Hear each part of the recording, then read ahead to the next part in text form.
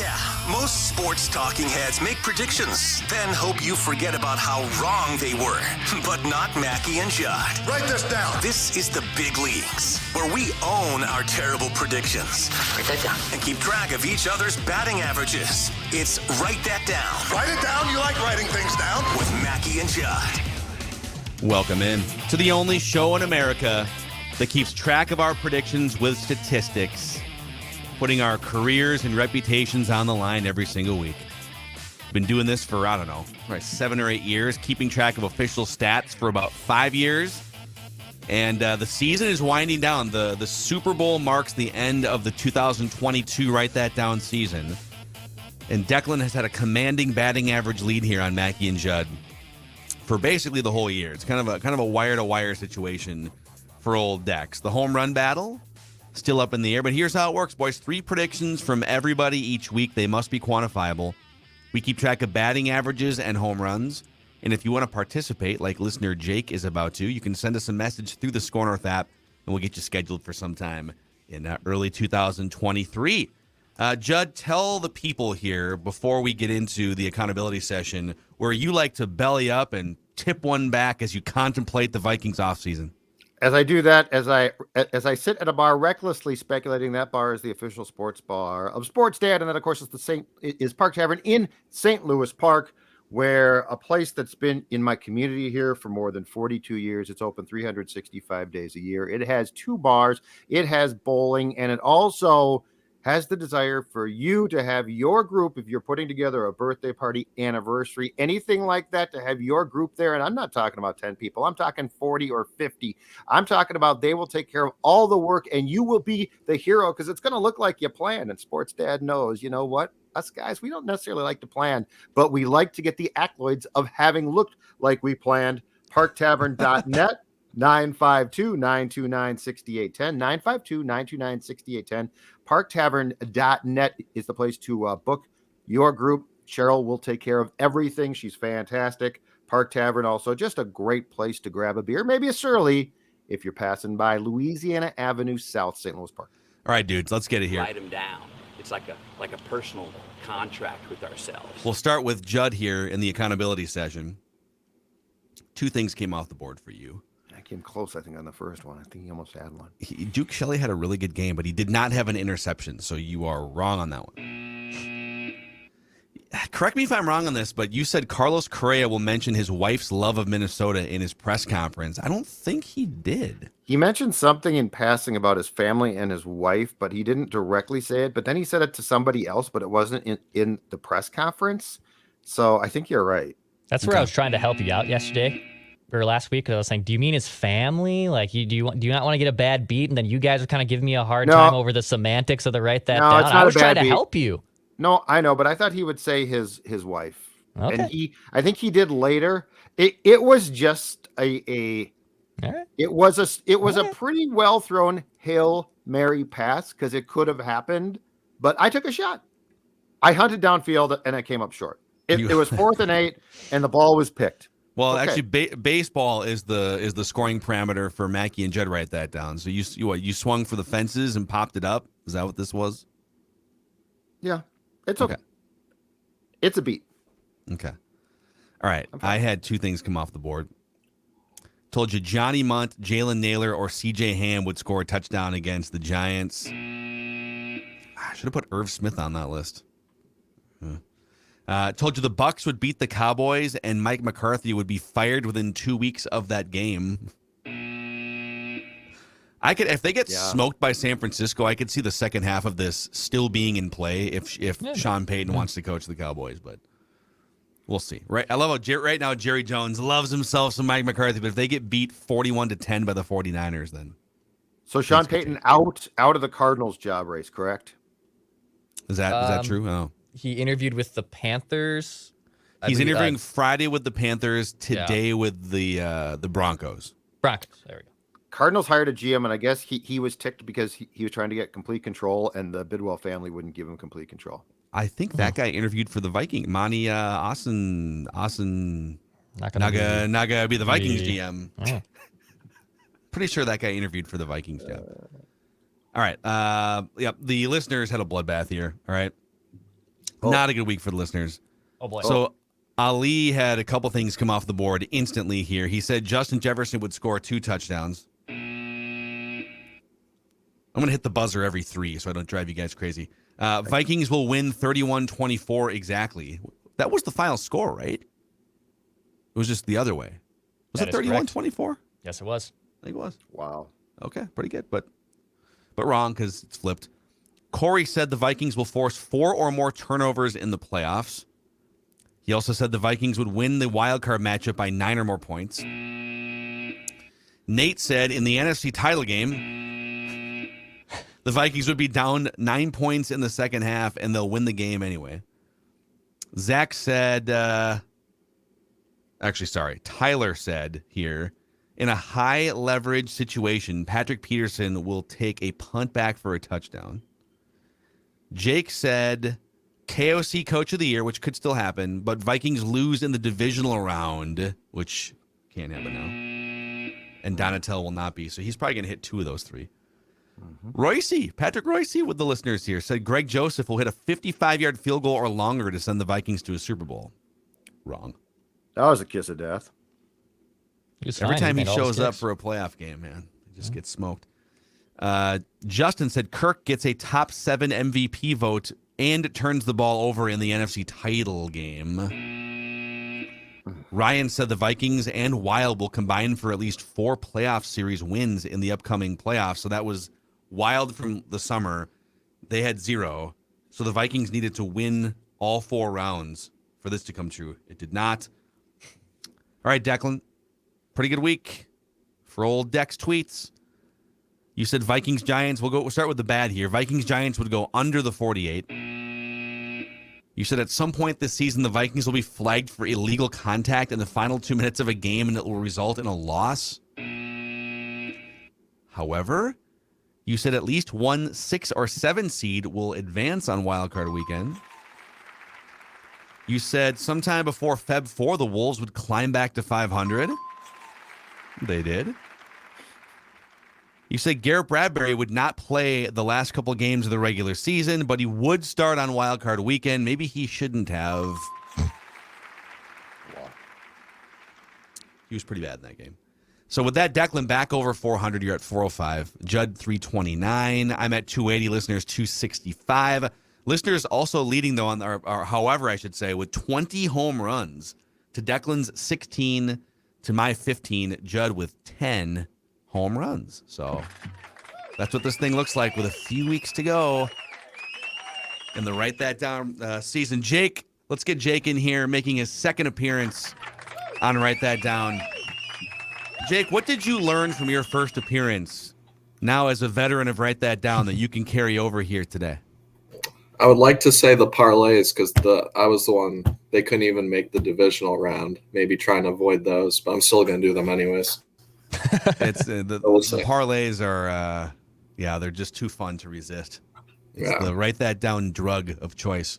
Yeah. So we're going to start with Jake, over to Judd, Declan, back to me. 3 trips around the room. Write this down. 1 prediction at a time. We're going to go around the room. 1, 2, 3. So Jake, you start us off here. What is your first prediction? I'm going to go with Twins prediction. I say Carlos Correa and Buxton combined for at least 55 home runs this year. Whoa. Woo. So they're going to be healthy, I think is the healthy thing there. Hopefully. Yeah. Okay, I think we might be losing Judd here, but let's try it. Judd, are you? I am here. Can you hear me? How bad is it? Because I'm on the right thing. I'm on the right browser. let's put Judd in. Dex, put Judd in timeout. All right, we'll do. We'll come back to Judd. All right, I'll make a prediction. I'll make a prediction in the meantime. All right, write this down. I'll do a little parlay just like Jake was talking about there, but I'll go with the football side. Write it down. The Eagles and 49ers win their respective games this weekend. So I think the Eagles win. I think the Niners win. I'm going to put that as one prediction. So they'll both be in the NFC Championship game by this time next week. Eagles and Niners win their respective divisional round matchups. Write it down. I like where you're going there. I'm gonna write this down. I'm gonna be more aggressive because I only want home runs here. I'm gonna give you the full division round parlay. All 4 games in 1 parlay here. Okay. This is just straight up. Okay. No spreads. This is just straight up winners here. We'll start with the easy ones. Chiefs over the Jaguars. Niners over the Cowboys. Giants upset the Eagles. Whoa. Bengals upset the Bills. So your championship weekend will be Giants 49ers in Santa Clara, and it'll be Bengals v Chiefs from if it's Bengals v Chiefs, it'll be from Kansas City. If it's Bills v Chiefs, it'll be from Atlanta, right? Correct. That is correct. Okay. I like it. Write Little this four-and-in down. parlay. Look at this guy. Let's get it. All right, Jake, what's your second prediction? My second prediction is when the Minnesota Wild hopefully make the playoffs, Philip Gustafson starts game 1. Ooh. All right. Starts again. Could We be did injury related too. There's different ways that could happen. There's a couple ways. Yeah, just starts game 1. I think he's the better goalie right now. Yeah, he's definitely been the better one. We actually, cheap plug, Jesse Pierce from Before I Die and the Bar Down Beauties podcast was now joining Judd's hockey show once a week. We just did a full breakdown on that on this YouTube channel, which you can find right here. Philip Gustafson, the Gus Bus is moving, baby. Good for him. The Gus bus. Write this down. Get on the bus, Gus. All right, let's go back to Declan here. We'll just do, I don't know, Judd's fixing his technical knows? problems. We'll get to him later. Getting us early. Second prediction for me, Phil, to make another divisional round prediction. No kicker, write this down. No kicker will miss an extra point in the divisional round this week. Oh, wow. After watching Meyer miss four in one game, and I don't even know if they'll kick him, for God's sakes. I'm going to say no kicker in any game will miss an extra point. Very specific. I don't know if this is a touchdown, Phil. I mean, it's like a 90% success rate, but I mean, I'm giving 4 games. Like, I think it's borderline. You guys might have to. Well, you're getting 4. You're doing it over 4 games, and you're doing it with a kicker that had the yips a week ago. So, I think this might be like a first row home run, like a Joe Mauer 10 years ago home run here. Well, if there's let's see, break it down this way. Even if there's 4 touchdowns in a game, there's 4 games. There's 16 touchdowns. I'm saying 16 for 16 extra points. I mean, yeah. And the odds are that there would be, because it's a 90 to 94% success rate. Odds are there's going to be a one. Okay. Yeah, and there's probably going to be more than 16 touchdowns because the Bengals are playing the Bills and the Chiefs are playing the Jaguars. Exactly. So, yeah, I think we'll give you that one with the kicker with the yips for sure. Is that not like, in terms of things that you get uncomfortable watching that dude? After the second one, it was like, oh God, and then but the fourth one. My skin was crawling watching that for that poor guy. All right, Judd, are you back? Am I back? I think Am he's I back? Okay, You're back. This is better. I rebooted. I did the whole thing. Okay, he's here. Write that down. All right, let's let Judd cut in line here. What's your first prediction? All right, my first prediction, I'm going to go with the Twins one, is this. Joey Gallo will lead the Twins this season with 25 or more home runs. Okay. So I think he's going to bounce back. This market's a perfect place for him. So it's a parlay, right? You're saying Yes, because he's going to lead the Twins with 25 or more home. Yes. Okay. So 25 at least, and he'll be the team leader. Team leader. Yeah, exactly right. Okay. Yeah, I mean, if he plays a full season, even if he kind of sucks, he's going to hit like 25. He's going to run into 25 home runs, right? Yep. I would think. Okay. Write that down. He kind of sucks. Well, he's just kind of. Well, that's like the only thing he does. But he generally stays healthy. He does, just though. He sometimes does. is unplayable. I just like the line. All right. We're just all over the place. So I'll make my second prediction.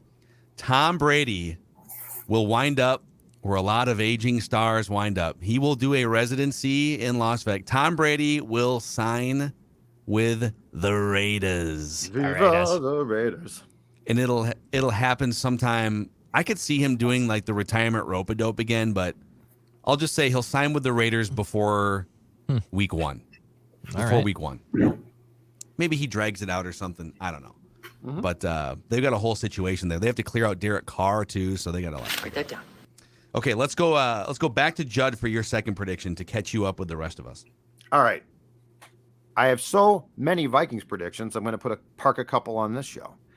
Zadarius Smith, Eric Kendricks, and Jordan Hicks all will not be back next season for the Vikings. Okay. Zadarius Smith, Eric Kendricks, and Jordan Hicks all will not return to the Vikings defensive core next season.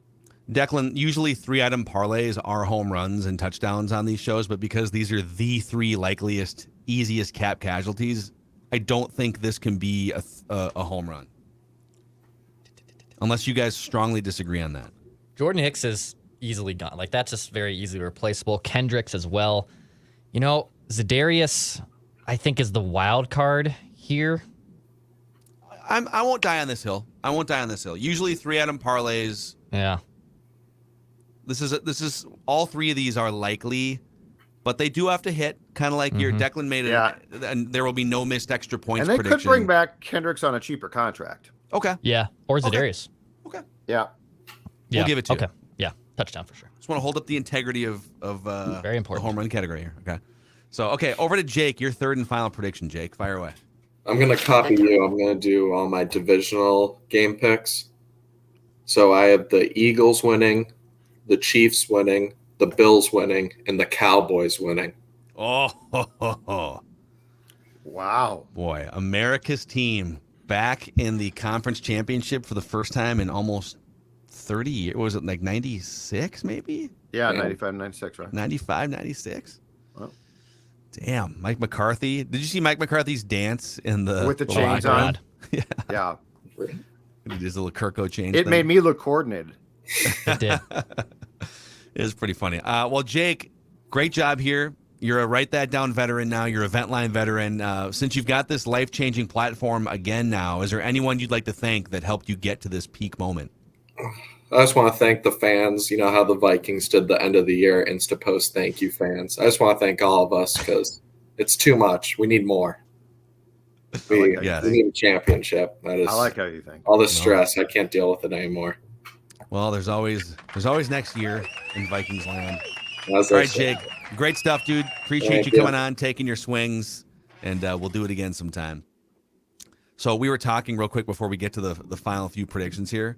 Yep. Because Declan made a prediction that there will be no missed extra points in any of the playoff games this weekend. And we were trying to decide, is that a home run? I mean, it's a 90% success rate, but there's probably going to be 15 or 20 touchdowns, and you have a guy It's with home run. historical yips. Yeah. Did In Santa Clara, which Yeah. is also not great turf. Yeah. That was probably top 10 most uncomfortable I've been, not including like injuries, watching someone on a sports playing surface. Just How weird is melting it? down. How weird is it that his meltdown came in the exact same place that Dan Bailey did the exact same thing? Yeah. I think Bailey missed one something fewer about the PAT turf or there. something. So But I mean, it Bailey was the missed same like thing. 3 or 4 kicks in that game, right? He missed like 3 Missed field goals, an extra point. The Vikings scored a touchdown to go up 6 rip, and he missed the first PAT. And then I think he missed like 2 or 3 more kicks. Yeah. But it was just, at some point in time, you're like, go for it. As Dak said, effing go for 2. That's what I kept yelling at my TV. Yeah. Mike, come on, man. Don't subject this guy to that. I think part of his mindset was it's kind of a blowout game, and we're definitely going to need this dude. You can't just like replace your kicker going into the divisional. Like, who's just sitting out there that's going to come in and be surefire? That if you could get him back on track in that blowout game, then maybe you'd be fine going forward. But I don't know how do you not think about that in the next playoff? It's one thing to, all right, we're back at practice. We're going to knock them through today, boys. All right, great job. We're back on track. How do you not think about that when you're in the tee box at the next major, right? Yeah, and again, you're on grass, bad grass. So you're not on like turf where it's probably a little bit more, I don't know, feels like it'd be a little bit more reliable. Yeah. Anyhow, all right, back over to Judd here for your third and final prediction. Write this down. All right, off of our bonus Purple Daily episode from today, I might as well write this down. Adam Thielen will be with the Green Bay Packers next season. Adam Thielen will be a Green Bay Packer next season. Does he basically just replace like the Randall Cobb role? Because he could easily do, yeah. So Christian Watson is going to be their number 1. Yep. But then they've got these other dudes. They've got that Dobbs. There's speculation they might draft a receiver in the first round. But yeah, you're right. He could easily replace that sort of veteran possession guy role. Mm-hmm. And I mean, to go back to what we said, he still has the hands, so those aren't gone. Yeah, I I do wonder now. This is the third pass catcher. I know people like, it's just, you guys are just making stuff up to hate on Kirk Cousins. So this is now the third pass catcher to do this type of thing, right? Stephon Diggs did it. And like Diggs made a point. I like Kirk. Kirk's good. It's more about the system and whatnot. Yes. But system and quarterback's choices within the system are all kind of blurred together. Diggs wasn't happy with his role in the offense. The offense was driven by two things, system and quarterback making choices. Mm-hmm. And then Kyle Rudolph, upset with his lack of productivity in his role, writes the 2,000-word manifesto. He literally thanked Matt Castle, Teddy Bridgewater. He did. He thanked like training assistants and stuff by name in this article. Right. He thanked 50 people by name and did not include Kirk Cousins. Right. And now Adam's wife is on social media saying that he kept a great attitude all season, but he wants to go somewhere that he is valued and can show his work as a receiver or whatever. It's like, I'm not saying these guys all hate Kirk Cousins, but it is interesting that this is the third pass catcher to be like, oh, what is going on here? It's weird because Diggs, like I think the Diggs, it's certainly you can't dismiss Kirk completely, but you're right. He was definitely upset and probably rightfully so at a system that didn't feature him more. The Rudolph one's weird because I think it was misplaced anger. Like, to me, that had nothing to do with Kirk. That had to do with they're not going to throw you the ball because you can't get yak. And again, to go back to the problem that Thielen has now, you can't get enough separation. So it's interesting. If Thielen is mad at Kirk, that's really the wrong guy. It's the coach. He's telling you something. Yeah, I know. I agree. I mean, he didn't line up Thielen as basically a guy to suck a defender to his side on 4th and 8. That was the scheme the coach employs. Yep. And Thielen, I think it's interesting, like the way that Kurt Warner explained that play, that as a Hall of Fame guy, before the play, the Thielen route is a non-starter because you're on the right hash. Yep. He's split out wide left, and he's running a route sort of, I think he was running like outside of the numbers. He goes, I'm not throwing that pass on 4th and 8 at all whatsoever. And Thielen knows that. Thielen knows that he's running a meaningless route on that play. Am I forgetting this? Did they do, well, heck, all year, but in that game in particular, because as Kurt was explaining that, it's like this occurred to me, and I think it was an option. Did we see much bunch formation? Like in the game? I'd have to go back. Yeah, in the game or period, because that's how, his point was you're lining Jefferson up outside, so he's easy to double. Now, Kurt Warner's point was stick him in the slot. It's harder. But like I was thinking too, part of how you separate guys is bunch. Because if you go bunch, guys go in different directions. Mm-hmm. And it's a little bit more confusing to a defense. I don't recall seeing a lot of bunch, but I might be wrong. Yeah. Well, the design flaw on that play and the people that are highlighting it, it's interesting.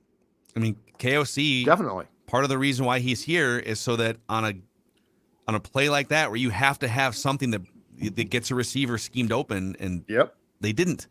Some of it's the receivers that can't get open, some of it's the scheme, maybe some of it's the protection, but it was kind of a mess. Write this down. Okay, anyhow, back to Declan, your third and final prediction.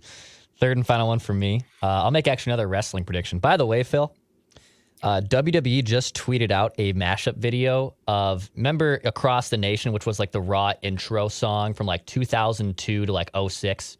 That's the only period in 30 years that I didn't watch the WWE. Literally 2002 through 2006. That was like one of my peaks because like I remember the Attitude Era, but I was really too young to appreciate it live at the time because I was pretty young. But 2002 to 06 was my jam, and that theme song for Raw is amazing. And they mashed up because the 30th anniversary show is coming up on Monday. They mashed up like a current little montage of what it would look like if it was there. Highly recommend it if you're a wrestling nerd like Phil and I. Go check it out. But I will make a wrestling-related prediction. In fact, Cody Rhodes is confirmed to come back to the Royal Rumble. That also happened. Which is ridiculous. Like, don't tell everybody. I thought that was absurd too. Let it be a surprise. What are they doing? I know that I made that prediction like a month ago to put that in the ethos, but I still wanted the pop. I still wanted that to happen, and now it's just confirmed, and I think it kind of takes some of that out. But write this down instead. Another one will make an appearance at the Royal Rumble pay-per-view. The Great One will make an appearance at the Royal Rumble pay-per-view. Whoa. Write this down. The Rock will make an appearance at the Royal Rumble pay-per-view. Write this it down. Write it down. You like writing things down. The Rock knows how you feel about pie. Wow. Are they And setting keep in it up? mind, Setting it up keep for in Mania? mind here, my phrasing, an appearance at the Royal Rumble pay-per-view. Because I could even see a situation where maybe he doesn't enter the match because they have to push Cody. They have to push Cody, and I think Cody wins this Royal Rumble match. Is there a situation where The Rock comes out after a Roman victory and his theme music hits and it sets up the next feud? This would count then. This prediction would count. Yep, I get you. So, I get you. I don't know if he'll be in the match, but I do think we might get an appearance by this. There are some rumored mills starting to file that, hey, maybe we can start finally pushing the Roman Reigns Rock situation here. So write it down. The Rock. What do you think, Judd? How would you feel if there was a battle for who's the real head of the table? Who's the real tribal chief? The Rock or Roman Reigns? It's got to be The Rock. Like if you bring The Rock in for like an 50 appearance, years old now, man. I don't know. but if you bring The Rock in, you're like that's what you're in on, right? Like if The Rock is there, doesn't everybody else just sort of fall to the background? And Roman Reigns, no. And usually they bring in the aging star to put over the young star, so that because he's not going to be around. So it could go either way. Okay, historically, I kind of think that The Rock would be man. They did. They did put the belt on Rock after CM Punk's reign of like over a year plus the WWE Championship. Hey, where's Punk now? Like what's happened to Punk? He posted a gym workout video. AWE fallout. Actually, you know what? Since we're making wrestling predictions, I'm going to give you a wrestling prediction. All right, write this down. Write that down. Sometime, not this Rumble, CM Punk will make his return to the WWE at either the 2024 or 2025 Royal Rumble. I don't do many long-term predictions, but he will make his return to the WWE at either the 2024 or 2025 Royal Rumble. Did the Cons fire him from AEW? No. It's a complicated mess because he has a very ironclad contract, and you could argue that he didn't necessarily do anything to warrant getting fired. He was just like, hey, we got a live mic. I'm just talking. I'm a wrestler cutting a promo. Great. That was awesome. He's great on the mic. I wish all athletes were that real and raw after a game. Like you're just throwing the company under the bus. I don't know. I mean, he literally went on live TV and ripped the vice presidents of the company, who are also wrestlers, by the way. And then they confronted him, and there was haymakers being thrown backstage. Like this stuff that's coming out, like Thielen's wife going on Instagram, passive aggressive. What if Adam had just right after the game and said, listen, he's taking his tape off, wiping his eye black off. I got a few things to say about the idiots running this team, okay?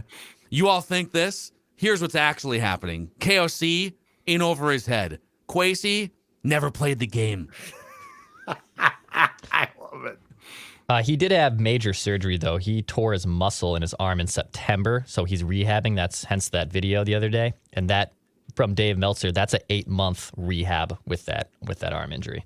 Yeah. At some point, they will come to terms with a buyout there. Punk seems sort of, and I don't mean this in an everyday way, but he seems sort of small too. Like he doesn't seem like a huge man. He's not to a be huge wrestling, dude, but he's bigger than some of the AEW stars. Like he's bigger than Adam Cole. He's certainly bigger than like Darby Allin, and some of these dudes are like under 200 pounds in AEW. Vince is always like the bit. You got to be like a Roman Reigns, Rock, 260 pounds. Way back in the day, it was like you got to be 315 pounds of steroids, and that's what it was in the the I remember Ultimate those Warrior. Bring back George the Animal Steel was my guy. Yeah, normalize back hair and eating turnbuckles. Yep. Yes. But great back hair. That dude had phenomenal back hair. Phenomenal rug on that guy's back. Write this down. Yep. All right, those are your write that down predictions here for the week and your accountability session. We'll do the same thing with football-centric predictions on Purple Daily, the only show in America that actually puts statistics next to our predictions on Mackey and Judd.